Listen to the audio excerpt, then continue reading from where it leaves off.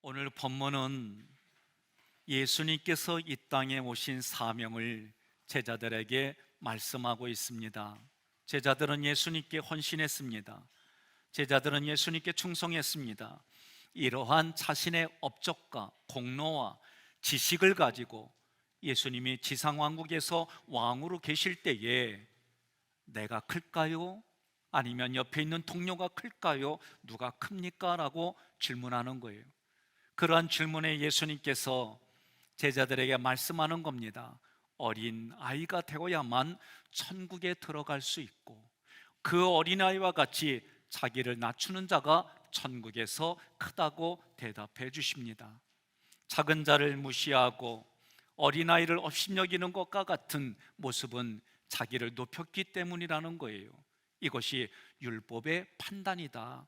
자기의 공로와 업적과 충성과 헌신이 많으면 많을수록 사람들은 그렇게 하지 못하는 이들을 폄하하려고 합니다. 그러나 주님은 그 존재 자체를 위해서 이 땅에 오셨고, 그 존재를 위해서 자신이 십자가에 피 흘렸는데, 결국 이 모습이 장자고 가장 큰 자라 예수님이 말씀하는 거예요. 왜 그럴까? 성경의 구조를 가지고 결론적으로 말씀을 드리겠습니다. 저희 개역개정에는 11절이 없다라고 다 그렇게 기록이 되어 있어요. 그러나 다른 고대 사본에는 11절이 첨가되어 있습니다. 사람의 아들 인자 예수를 그리스도로 고백할 때 예수가 그리스도입니다, 그분이 인자다라고 표현하는 거예요. 그분이 이 땅에 오신 이유는 무엇이냐? 잃어버린 생명을 구원하려고 왔다는 거예요.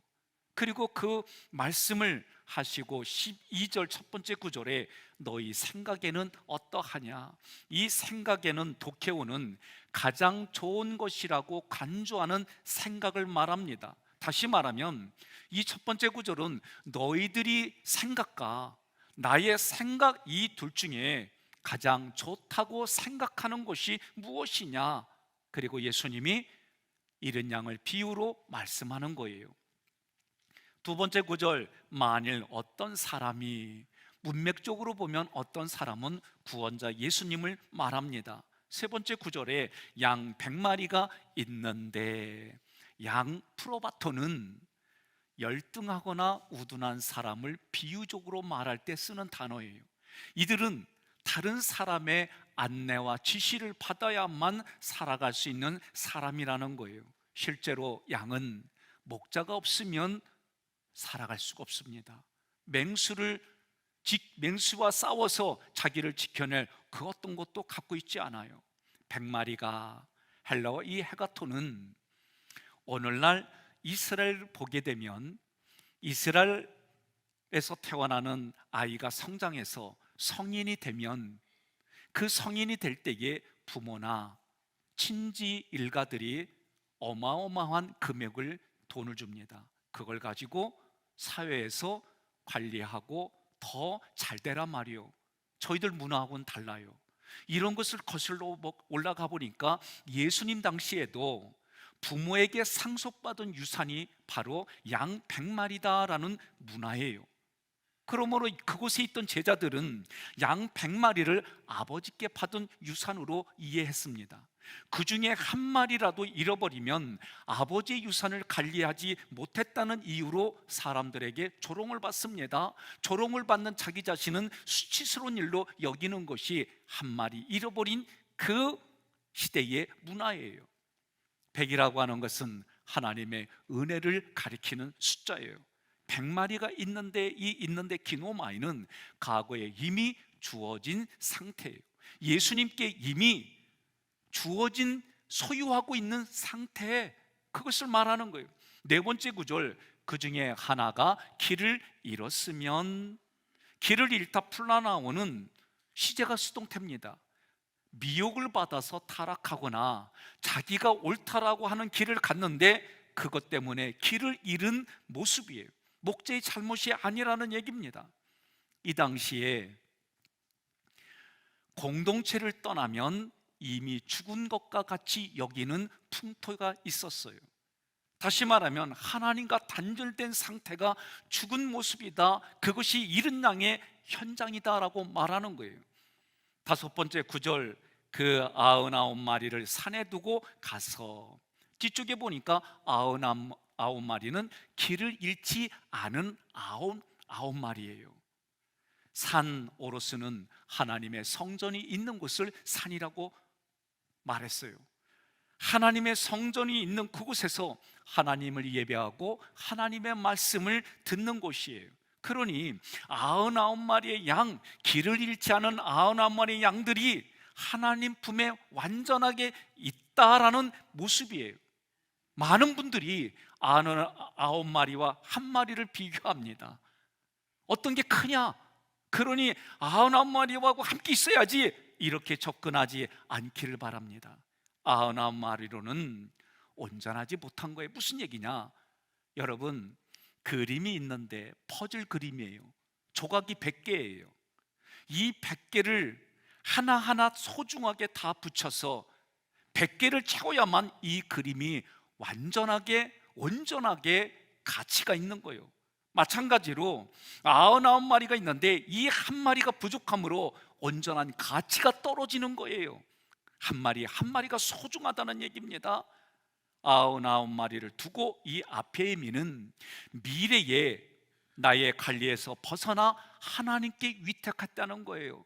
예수님이 길 잃어버린 모든 양들을 하나님께 맡겼다는 겁니다. 가서 보려는 하나님의 계획에 의해서 잃은 양을 찾으러 가는 목자의 모습이에요. 우리에게 목자가 예수님인데 그 예수님이 이 땅에 오신 이유가 뭐냐? 요한복음 6장 37절과 39절로 40절 말씀을 교독하겠습니다. 아버지께서 내게 주시는 자는 다 내게로 올 것이요 내게 오는 자는 내가 결단코 내쫓지 아니하리라. 나를 보내신 이의 뜻은 내게 주신 자 중에 내가 하나도 잃어버리지 아니하고 마지막 날에 다시 살리는 이것이니라. 함께 봉독합니다. 내 아버지의 뜻은 아들을 보고 믿는 자마다 영생을 얻는 이것이니 마지막 날에 내가 이를 다시 살리리라 하시니라. 아멘. 그러니 길을 잃은 양을 위하여 예수님은 어떤 사명이 있는지 우리는 여전히 보고 듣고 깨닫고 내가 그 일을 사명으로 감당해야겠다고 우리는 마음으로 서로 동의하고 있습니다. 여섯 번째 구절에 길 잃은 양을 찾지 않겠느냐? 이 얘기는 길 잃은 양의 가치가 소중하기 때문에 반드시 찾는다는 거예요. 이 찾다 제테오는 지금 목자가 적극적으로 잃은 양을 찾고 구하는 모습이에요. 세상의 관점에서 보면 약한 동물입니다. 그런데 그 약한 동물을 왜 찾습니까?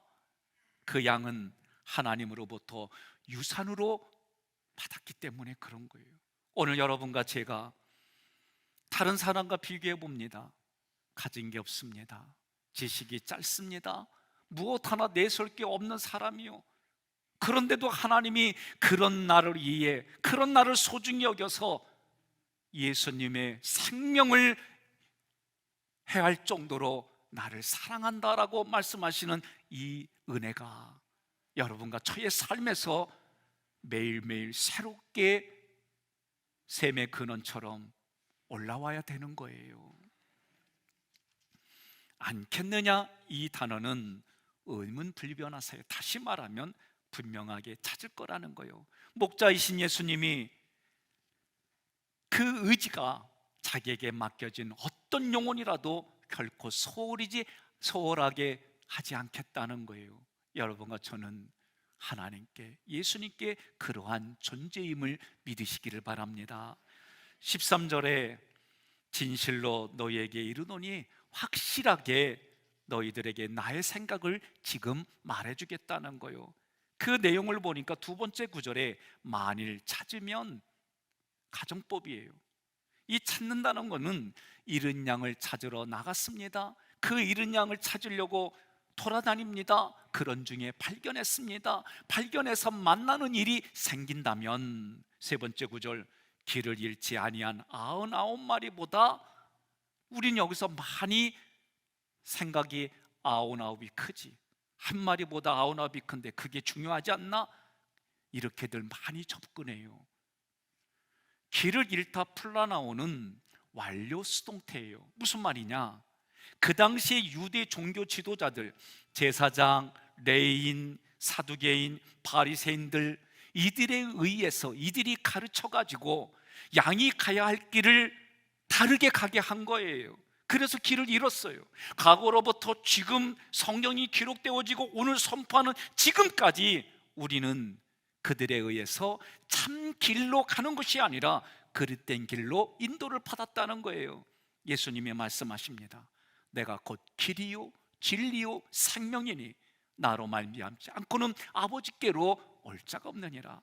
그 예수님을 알고 깨달아지고 하나님의 말씀이 우리에게 비춰져서 우리의 우둔한 머리가 열어지고 깨달아지는 일들이 있어야 되는데, 여전히 종교 지도자들에 의해 잘못된 길로 우리는 교육을 받고 그 길이 참길이다라고 잘못 가고 있다라는 것이 길을 잃다라는 뜻이에요. 종교 지도자들은 참길인 예수님을 알려주지 않았어요. 오셨음에도 불구하고 알게 주지 않았어요. 그리고 오히려 다른 걸 가리키는 겁니다. 인간의 공로를, 인간의 업적을, 인간의 전통을 따르도록 가르치는 거예요. 그 길이 율법주의다라고 성경은 말하는 거예요. 그래서 예수님은 그런 사두개인과 바리새인과 그 당시의 종교 지도자들에게 독사의 자식들아 라고 욕을 하신 거예요. 그러므로 13절 세 번째 구절은 그런 율법주의 길을 따라가지 않는 양 99마리, 하나님 품에 마음껏 뛰놀고 있는 99마리보다 네 번째 구절, 이것을 더 기뻐하리라. 이것을 아우터스 인칭대명사입니다. 잃어버렸다가 찾은 양입니다. 조금 더 다르게 표현하면 하나님을 떠났다가 회개하고 돌아온 사람을 말하는 거예요. 그런 사람을 기뻐하리라. 이 기뻐하리라 카이로는 사람이나 사물에 대해서 매우 기뻐하는 모습입니다. 다시 말하면 죽은 영을 살리는 기쁨입니다. 생명을 회복한 기쁨입니다. 마치 돌아온 탕자의 비유에서 아버지의 마음이에요. 여러분, 저도 결혼하기 전까지, 총각 때까지 저의 여동생, 막내인 남동생하고 많이 싸웠어요. 내 말 안 듣는다고 야단도 치고 장남의 권위에 도전한다고 때리기도 하고 제가 그랬어요. 근데 결혼해서 애들을 낳아 보니까 내가 내 누이 동생과 남동생을 사랑하고 좋아한다고 했어도 자녀를 사랑하는 마음과는 비교가 불가해요. 이게 깨달아지는 거예요.